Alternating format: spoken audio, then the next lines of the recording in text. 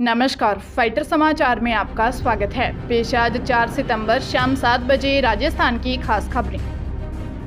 राजस्थान में physical teachers भर्ती की जंबो लिस्ट जारी कर दी गई है। शिक्षा विभाग ने राज्य भर में 4156 फिजिकल टीचर्स का सिलेक्शन करते हुए लिस्ट जारी कर दी है। इन टीचर्स को अब 8 व 9 सितंबर को डॉक्यूमेंट वेरिफिकेशन करवाना होगा।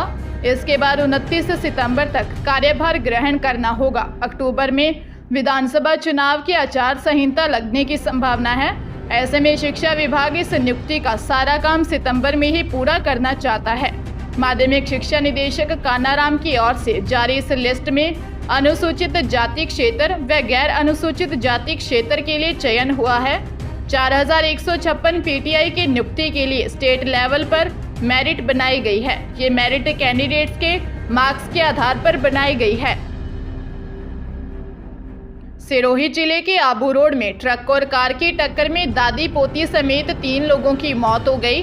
थानाधिकारी प्रवीण आचार्य ने बताया कि पुणे में रहने वाला परिवार सिरोही के शिवगंज से अहमदाबाद की ओर जा रहा था। आबू रोड से 7 किलोमीटर दूर हनुमान टेकरी के पास कार की एक ट्रक से टक्कर हो गई। कार के ड्राइवर 35 वर्षीय हीरालाल निवासी सुमेरपुर की मौके पर ही मौत हो गई। 4 घायलों को इलाज के लिए आबू रोड स्थित ट्रॉमा सेंटर में भर्ती करवाया गया, जहां इलाज के दौरान लीलाबाई ओसवाल पत्नी घेवरचंद की मौत हो गई। थोड़ी देर बाद उसकी पोती प्राची ओसवाल ने भी इलाज के दौरान दम तोड़ दिया। 2 घायल घेवरचंद ओसवाल और आशा ओसवाल पत्नी परवीन ओसवाल को इलाज के लिए गुजरात के पालनपुर रेफर कर दिया। पुलिस मामले की जाँच कर रही है। चित्तौड़गढ़ जिले के श्री सांवलिया जी मंदिर में ठाकुर जी की प्रतिमा के पीछे सोने चांदी की पिछवाई लगाने का काम लगभग पूरा हो चुका है। इसके लगाने के बाद गर्भगृह में बहुत ज़्यादा निखार आ गया है। इसके लिए अलग से सोना चांदी खरीदने की ज़रूरत नहीं हुई। भक्तों द्वारा सांवरा सेठ को भेंट में दी गई सोने चांदी को मेल्ट कर यह पिछवाई बनाई गई है। इसमें 18 किलो सोना और 100 किलो चांदी की ज़रूरत हुई। पिछवाई को बनाने में लगभग 16 करोड़ रुपए खर्च किए गए। इतना ही नहीं, सुरक्षा को देखते हुए पिछवाई को बनाने के लिए राजकोट से मशीन मंगवाई गई थी। बनाने वाली टीम भी लगभग 3 महीने से यहीं पर काम कर रही थी। इसके लिए विशेष तौर पर गार्ड लगाए गए और लगातार कैमरे की निगरानी में सारा काम करवाया गया। मेवाड़ के कृष्ण धाम श्री सांवलिया जी मंदिर में हर रोज सैकड़ों की तादाद में भक्त दर्शन करने के लिए आते हैं। टोंक जिले में एमपी से आए नारकोटिक्स के सीआई रतनलाल निवासी बरौनी सहित 4 लोगों को कोतवाली पुलिस ने गिरफ्तार किया है।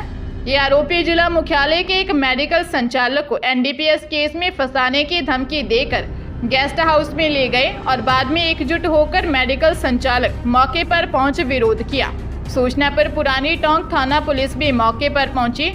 घटनाक्रम की रिपोर्ट पीड़ित ने कोतवाली में दर्ज करवाई है। डीएसपी साले मोहम्मद ने बताया कि पुराने आरटीओ ऑफिस मोदी की चौकी महादेवाली निवासी मेडिकल दुकानदार गौरव सैनी ने रिपोर्ट दर्ज करवाई है। मामले की जांच की जा रही है।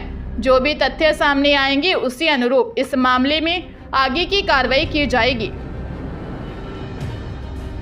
राजस्थान रोडवेज की प्रस्तावित हड़ताल स्थगित हो गई है। राजस्थान राज्य पथ परिवहन निगम के श्रमिक संगठनों के संयुक्त मोर्चे ने रोडवेज प्रबंधन के साथ सफल वार्ता के बाद हड़ताल को स्थगित करने का फैसला लिया है।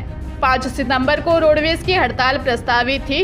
रोडवेज कर्मचारियों की नियमित वेतन पेंशन के लिए लगभग 200 करोड़ रुपए की कार्यशील पूंजी रिजर्व का प्रावधान होगा। राजस्थान राज्य पथ परिवहन निगम के अध्यक्ष आनंद कुमार ने इसकी पुष्टि की है।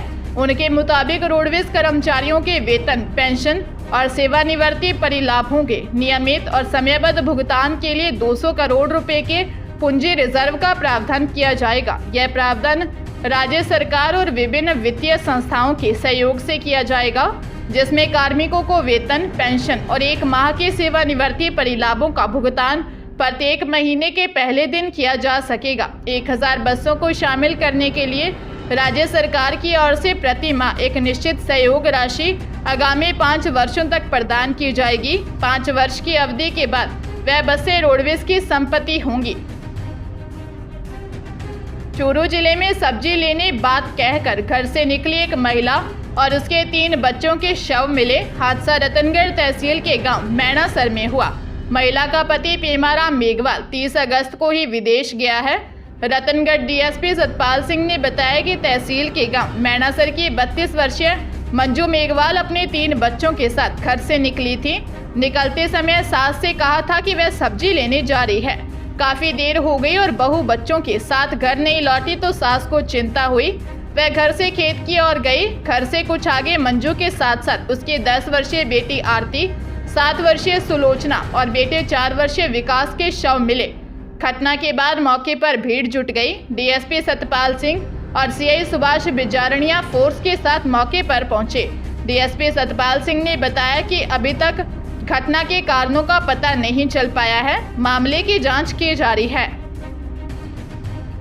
संघ लोक सेवा आयोग की ओर से आयोजित होने वाली सिविल सर्विसेज मेन परीक्षा के एडमिट कार्ड जारी कर दिए गए हैं। अभ्यर्थी अब मेंस परीक्षा का प्रवेश पत्र डाउनलोड कर सकेंगे। यूपीएससी की वेबसाइट पर जाकर उम्मीदवारों को रजिस्ट्रेशन नंबर व जन्म तारीख डालकर प्रवेश पत्र डाउनलोड करने होंगे। परीक्षा 15 सितंबर से शुरू होगी। पेपर 15, 16, 17, 18, 23 व 24 सितंबर को होंगे। यूपीएससी, सीएससी प्रीलिम्स क्वालिफाई करने वाले उम्मीदवार मेंस परीक्षा में बैठेंगे। आयोग ने यूपीएससी, सीएससी प्रीलिम्स पेपर 1 व पेपर 2 का आयोजन 28 मई 2023 को 2 पारियों में सुबह 9:30 बजे से 11:30 बजे तक, दोपहर 2:30 बजे से 4:30 बजे तक किया जाएगा। इसके तहत लगभग 1105 रिक्तियों को भरा जाएगा। झुंझुनू जिले में पूर्व छात्र संघ अध्यक्ष राकेश झाझड़िया की हत्या के आरोपी 23 वर्षीय देशबंधु उर्फ मोटिया जाट निवासी गोलाई मोड़ झुंझुनू व संजय जाट निवासी सोलाना को पुलिस ने गिरफ्तार कर लिया है। फरारी के दौरान आरोपियों ने ट्रेन में भीख मांगी, कचरा बीनकर कबाड़ी को बेचा और फुटपाथ पर रात गुजारी। थानाधिकारी राम नारायण ने बताया कि हत्या के मुख्य आरोपी देशबंधु उर्फ मोनू के बारे में सूचना मिली कि आरोपी जयपुर शहर में न्यू लोहा मंडी इलाके में रहकर लोहे के छोटे छोटे टुकड़ों को बीनकर उनको कबाड़ी के पास बेचकर गुजारा कर रहा है। न्यू लोहा मंडी में ही फुटपाथ पर सो जाता है। इसके बाद पुलिस टीम ने फुटपाथ पर सो रहे लोगों की जांच की। रात को 2 युवक फटे पुराने कपड़ों में फुटपाथ पर सोते हुए दिखाई दिए। पुलिस ने दोनों को पकड़ लिया। थानाधिकारी ने बताया कि राकेश हत्याकांड में शामिल सभी 23 आरोपियों को गिरफ्तार किया जा चुका है। केंद्रीय माध्यमिक शिक्षा बोर्ड सीबीएसई ने स्कूल से सेक्शन में बढ़ोतरी सहित 3 प्रमुख बिंदुओं पर संबद्धता के लिए 15 सितंबर तक ऑनलाइन आवेदन की तिथि बढ़ा दी है। अब सीबीएसई ने स्कूलों से इस संबंध में आवेदन मांगे हैं। पूर्व में यह तिथि 31 अगस्त को पूरी हो रही थी। सीबीएसई द्वारा जारी आदेश के अनुसार बोर्ड के पोर्टल सारस पर ऑनलाइन ही आवेदन किया जा सकेगा। चित्तौड़गढ़ जिले की विजयपुर पुलिस ने एमपी सीमा के पास नाकाबंदी कर कार सवार 2 लोगों से 6,48,000 रुपये जब्त किए। इनमें से एक तस्करी के मामले में करीब 1.5 साल से वांटेड था। दोनों को गिरफ्तार किया। एसपी राजन दुष्यंत ने बताया कि विधानसभा चुनावों को देखते हुए नियमित नाकाबंदी की जा रही है। विजयपुर एसएचओ धर्मराज मीना ने एमपी राजस्थान बॉर्डर पर पालछा घाटा पर नाकाबंदी की। मुखबिर की सूचना पर कार को रोककर तलाशी ली गई। उसमें सवार 2 व्यक्ति कनेरा निवासी 23 वर्षीय ईश्वर गिरी, वेटाई निम्बाहेड़ा हाल खेमपुरा, कनेरा निवासी 22 वर्षीय राधेश्याम धाकड़ सकपका गए। तलाशी में इनके कब्जे से 6,48,500 रुपये मिले। इसका कोई संतोषप्रद जवाब नहीं दिया। संदिग्ध होने पर राशि व कार जब्त की गई। राधेश्याम धाकड़ विजयपुर थाना में ही एनडीपीएस एक्ट के प्रकरण में 1.5 साल से फरार था।